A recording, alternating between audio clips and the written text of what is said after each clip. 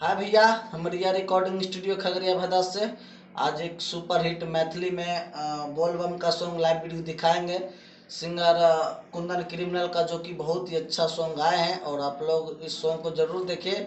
और इसका राइट करने वाला है राइटर बलबीर यादव जी, जो कि बहुत ही अच्छा सॉन्ग लिखते हैं और इनके ऊपर बहुत सपोर्ट करते हैं। और आप भी अपना दुलार प्यार आशीर्वाद देते रहे कुंदन क्रिमिनल के ऊपर। एक से एक बढ़ के एक गीत आप लोग के बीच में लाते रहेंगे। और मेरे मैथिली जानकार चैनल को आप लोग सब्सक्राइब करें, ज़्यादा से ज़्यादा सपोर्ट करें, लाइक करें, कमेंट्स करें। और आइए हम अभी सिंगर कुंदन क्रिमिनल का लाइव वीडियो दिखाते हैं।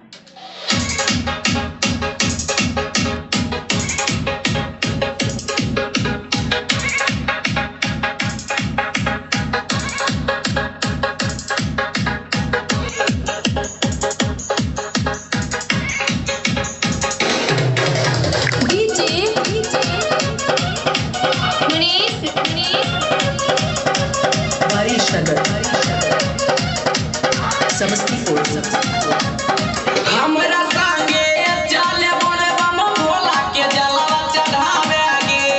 हमरा संगे चले बोले बम भोला के जलवा चढ़ावे गे। हाँ जलवा चढ़ावे गे। अब भोला बाबा के कृपा होई तो दुल्हा जका मिलतौगे। अब भोला बाबा के कृपा होई तो दुल्हा जका मिलतौगे। हमरा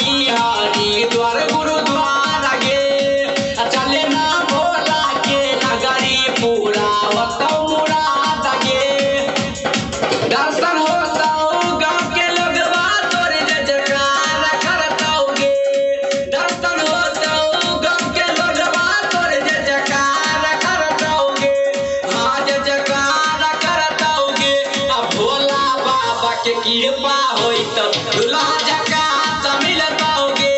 अब भोला बाबा के कृपा होई तो दुल्हा जका मिलतौगे।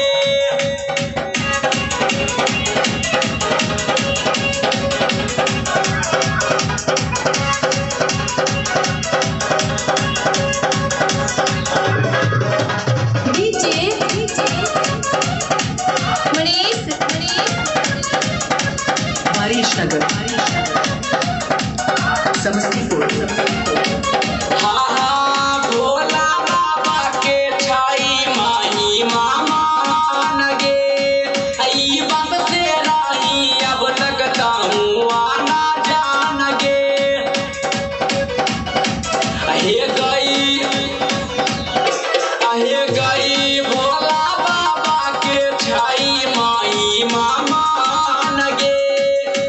बात से राही अब तक तू आना जान गे। गायक कुंदन क्रिमिनल के नहीं साथ छोड़िएगे। राइटर बलबीर बिहारी के नहीं हाथ छोड़िएगे। हाथ छोड़िएगे। अब भोला बाबा के कृपा होई तो दुल्हा जका